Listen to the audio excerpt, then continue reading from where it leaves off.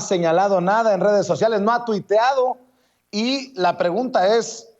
muy importante, la que publica Miguel Vadillo en la revista Contralínea, Manuel. ¿A cambio de qué Arturo Herrera adelantó, sin autorización presidencial, las partidas presupuestales a gobernadores que estaban terminando su gestión, la mayoría de ellos priistas y panistas? Mi querido Manuel.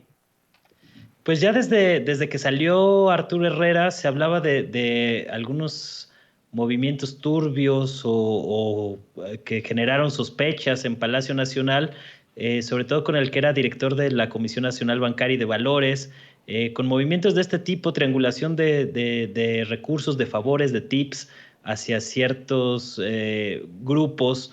empresariales y de pseudobanqueros o de bancos pequeñitos que estaban justamente haciendo negocio prestando dinero a entidades públicas. Recordemos que este es un esquema que no es nuevo. Personajes como Luis Videgaray, con la asesoría de Pedro Aspe o junto con Pedro Aspe, quien era secretario de Hacienda de Salinas, desarrollaron un mecanismo para prestarle dinero a los gobiernos estatales y esconder la deuda pues a través de trampas contables, ¿no? Entonces parece o por la información que ha ido saliendo en las últimas semanas, luego de que se dio a conocer este revés que le dio López Obrador a Arturo Herrera para no apoyar su candidatura o su designación como el próximo gobernador del Banco de México, pues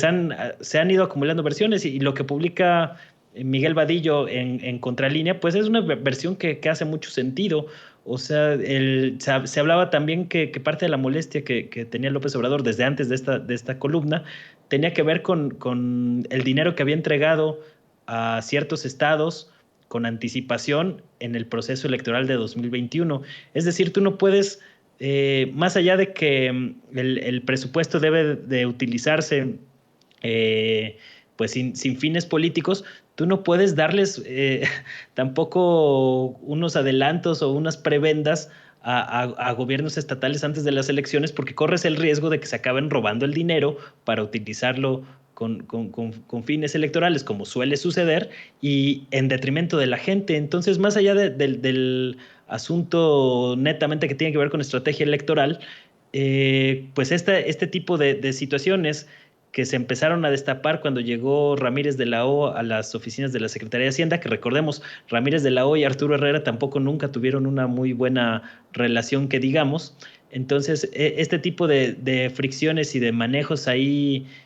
por abajo, pues es lo que termina derramando el vaso de López Obrador, que tampoco nunca se le vio muy convencido de tener a Arturo Herrera como secretario de Hacienda. Fue un poco como bateador emergente, utilizando la metáfora beisbolera de la que hacía uso Jorge Armando Rocha hace unos momentos. Y pues lo tuvo ahí de momento en lo que se salía del atorón con la renuncia inesperada e intempestiva y visceral de Carlos Ursúa, que pues ya se ha declarado un abierto opositor al gobierno de López Obrador, ¿no? A pesar de que formó parte de este. Entonces son de los líos y de las cosas con las que tiene que lidiar el gobierno actual de López Obrador, y va a ser interesante a ver qué contesta y qué responde Arturo Herrera a estos señalamientos en su contra. Llama la atención pues que sí, ya se ha tardado un poquito, a lo mejor en las próximas horas sale con algo más pensado después del trago amargo que ha sido esta revelación o esta información que sale a la luz pública, y pues vamos a esperar a ver qué responde el exsecretario de Hacienda. A menos que se aborole y vaya a aplicar la de Felipe Calderón, que se haga